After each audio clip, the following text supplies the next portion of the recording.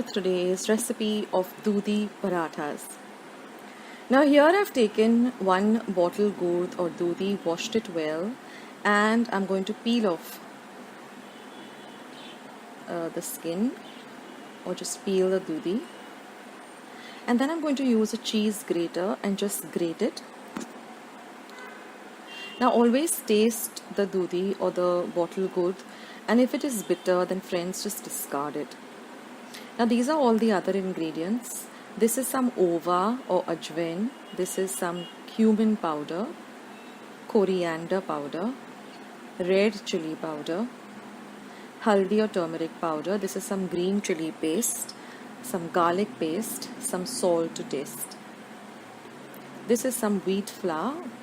Now all ingredients along with their exact measurements are going to be in the description box below. So I'm just going to add all of these ingredients to the Dudi. Now one more tip over here is that, as well as the flour, is that don't grate your Dudi in advance because it does turn brown. So once you have all your other ingredients ready, then you grate the Dudi and then start making the parathas. Now I added very little water, just about 1/4 cup of water, and we get this lovely smooth and soft dough. Now I'm just going to add a little bit of oil and I'm going to knead the dough well. And then I'm going to keep it in the refrigerator for about 10 to 15 minutes before I roll out the parathas. So now we're just going to roll this out. I've got my pan heating up, just like you would with a normal puri, roti or chapati. And then we're just going to heat it up on a pan. So while one of them is, getting ready, you can roll out the other one.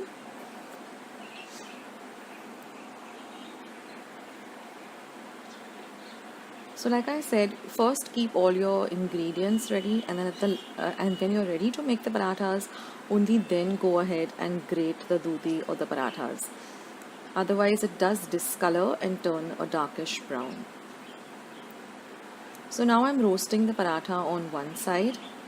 That takes about a minute or so.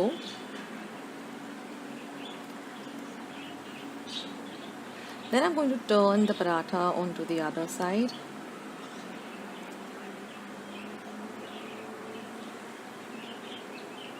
Let it roast on the other side too. And then I'm going to apply a few drops of clarified butter or ghee.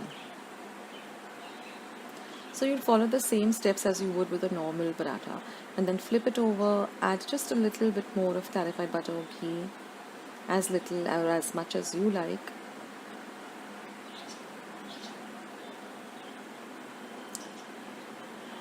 And then we're just going to fry the paratha till it has these lovely golden brown spots on them, and your paratha is all ready.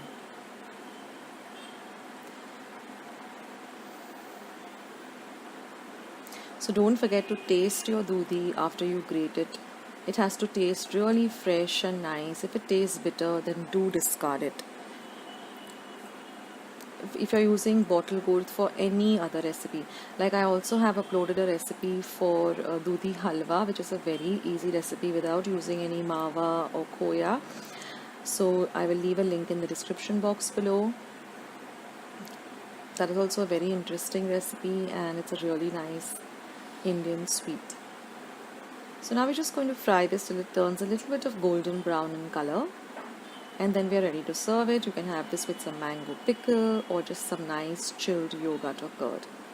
So do try this recipe out, friends. It's really healthy and it's really, really delicious.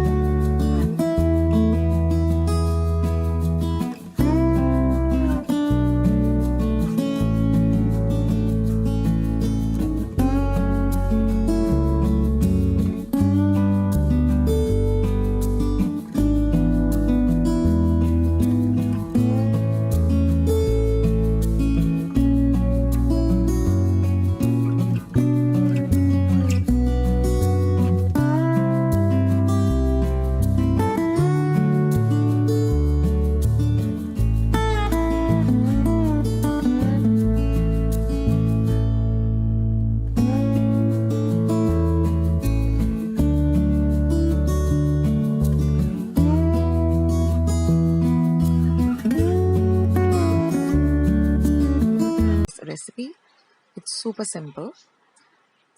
So here I've taken about a cup of methi, which I've chopped up very fine.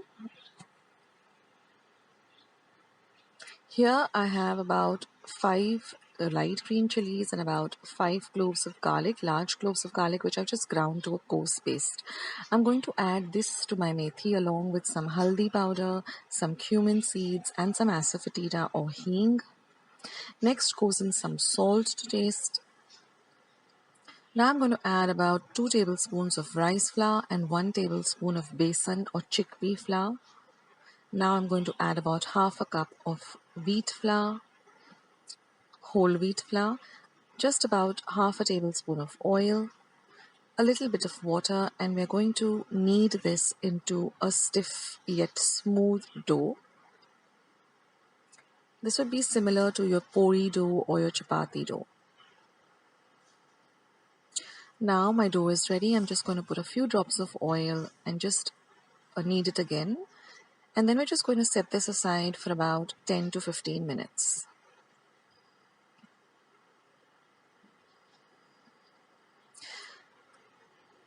Now here I have a pan heating up. I also have my dry whole wheat flour. I have some clarified butter or ghee. So now I'm just going to take, here is my tawa heating up. I'm just going to take a line-sized bowl of this dough, just like you would when you're making a puri or a chapati.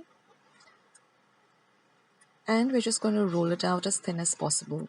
Now because of the besan or the chickpea flour, this dough becomes very elastic and becomes very easy to roll out this dough.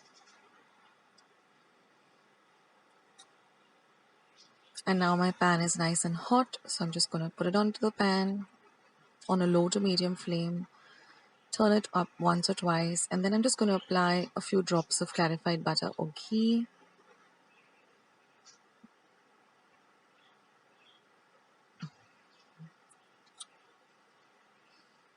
And your thepla or your methi paratha is all ready.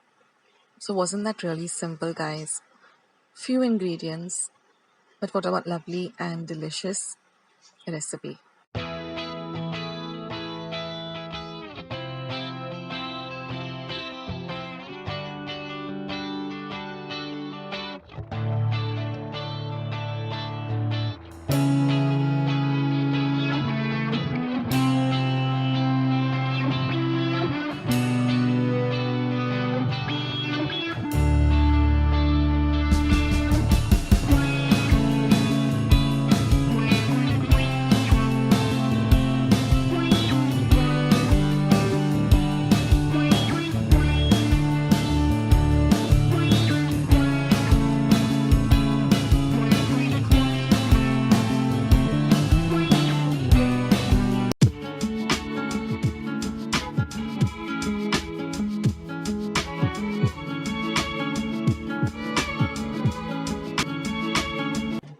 So friends, for our ingredients we require 1 cup of oats, 1 medium-sized onion which I've chopped up very fine.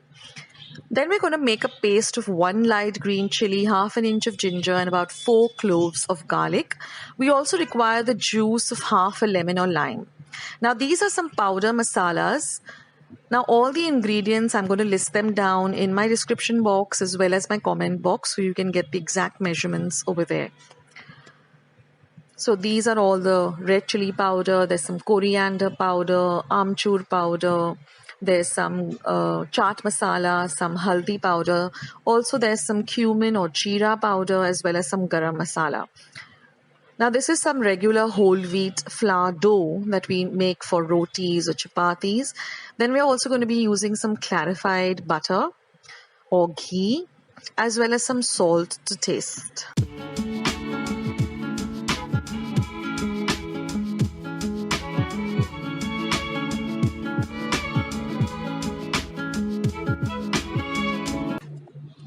Now we're going to heat a pan and we're going to dry roast our oats for just about half a minute or so.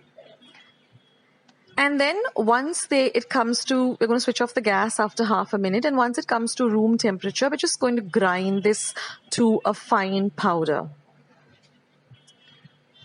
So once we grind it, it will look like this. Now we're going to also make a paste of the green chilies and the ginger and the garlic. Now I've transferred my roasted and ground oats to a large mixing bowl or a regular bowl. Now to this I'm going to add all of the powders, all the powder masalas. I'm also going to be adding in my finely chopped onion,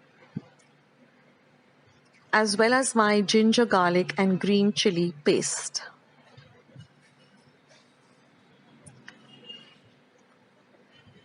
Then we're going to add the lemon juice,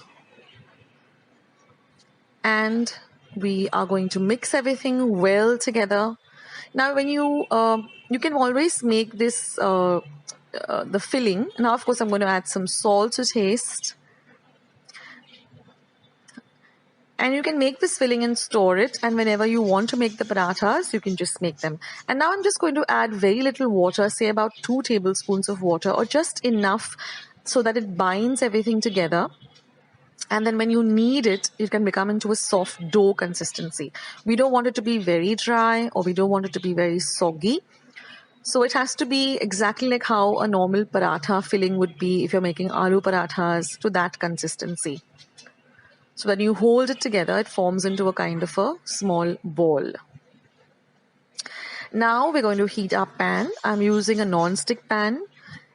Then I'm just going to make a ball out of the whole wheat dough, like how we would with a normal paratha. Roll it out a bit.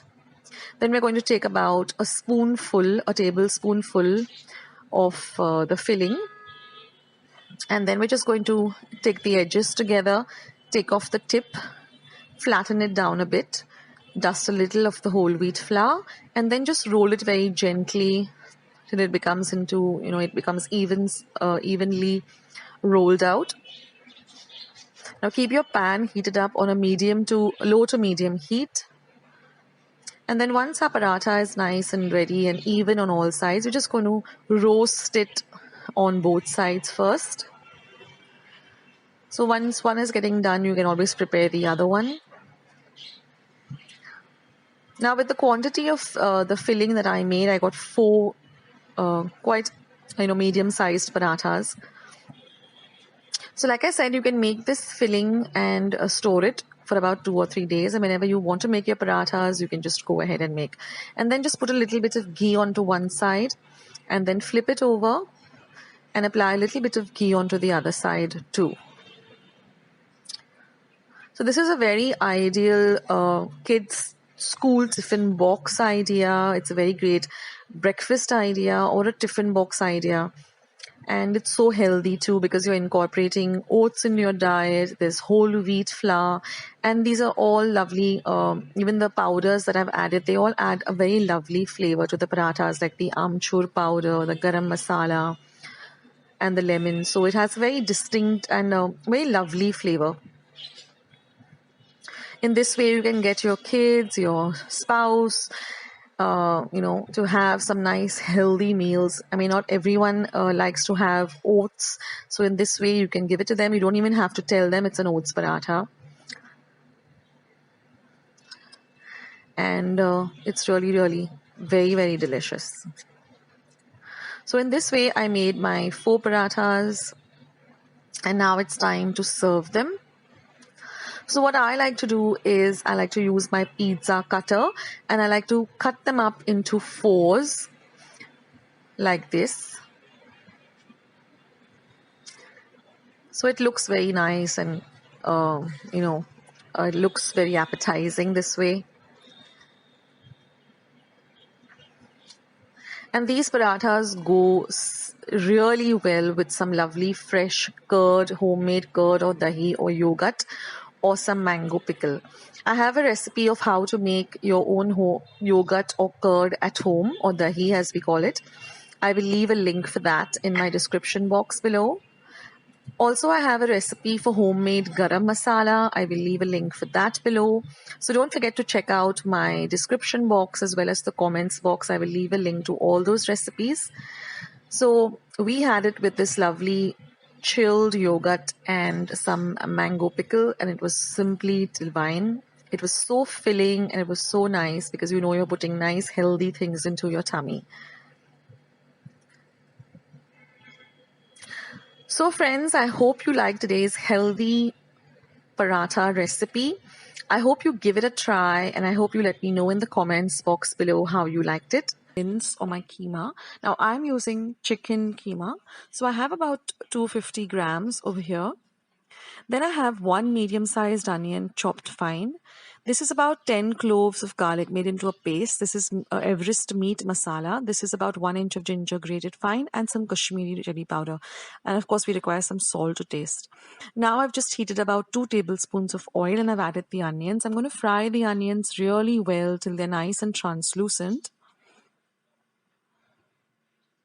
Next goes in my garlic paste. I'm going to fry this too well till all the rawness of the garlic goes away.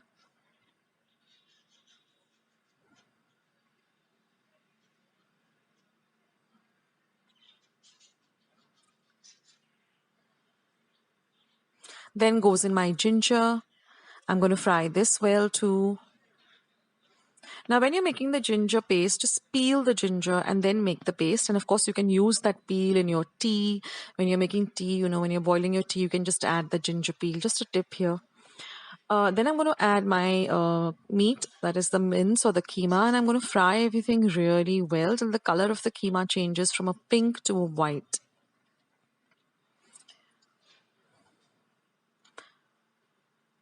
Then I'm going to add my meat masala and the Kashmiri chili powder and the salt, and I'm going to keep frying everything well till all the masala gets nicely mixed with the keema. I'm going to add about 1 cup of water and again give everything a good mix. And then I'm just going to cover and cook it till the mince is nice and cooked. And that's it. That's my simple keema recipe. When you're having it, you can have it with some pav and just squeeze some fresh lime on it, and you know your keema is all ready. Of course, this has to get cooked a little more, so I'm going to cover and cook it for about another 5 to 7 minutes. And that's it. Your keema is all ready, and you can enjoy this with some pav with a big dash of lemon juice. Now I'm going to fry this keema well till it starts to dry. And then I'm going to refrigerate it for at least 20 minutes. I want all the moisture to be taken away from the keema, so I'm going to fry it well in a pan or in the same pot. And I'm going to refrigerate it. And then I'm going to start making my parathas. That way it's easier, because if you have any moisture in your parathas, you know, it's going to be very difficult to roll out the parathas. Now this is my normal whole wheat dough that I use to make chapatis or puris. So I've just taken a lemon-sized ball. I'm just going to make it nice and smooth. Now I've got my pan already heating. And I'm just going to roll this with my chapati roller. Not too big, just to a little medium size like this. Now my keema is become nice and you know it's chilled and there's no moisture in it. So I'm just going to add about 2 teaspoons of it, or you can add as much as you like, little or more. And I'm just going to spread it out onto the rolled out whole wheat flour. And then I'm just going to take the edges in like this. Take off the tip. Press it down. And then just dust some whole wheat flour on top. And I prefer using my hands when I'm making this keema parathas rather than using the roller, because then you know I can evenly spread out the paratha, and even the meat doesn't really come out, because it is a little different when you're making keema parathas than you know regular aloo parathas. It's much more easier to make an aloo paratha, but with keema, because it's got meat and it's not a very fine mixture, so you can use your hands like this. Just keep turning it and just keep pressing the edges.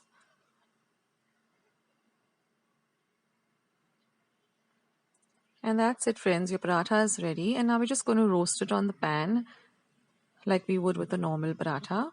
And you can put a little bit of whole wheat flour, that makes the process a little easier.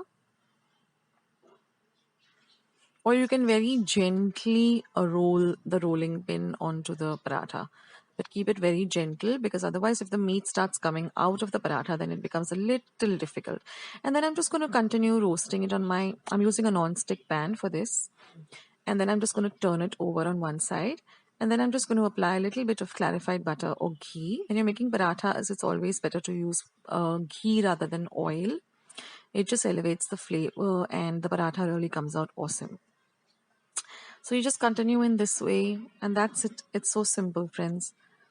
So I hope you all do try out this recipe. It's really, really delicious.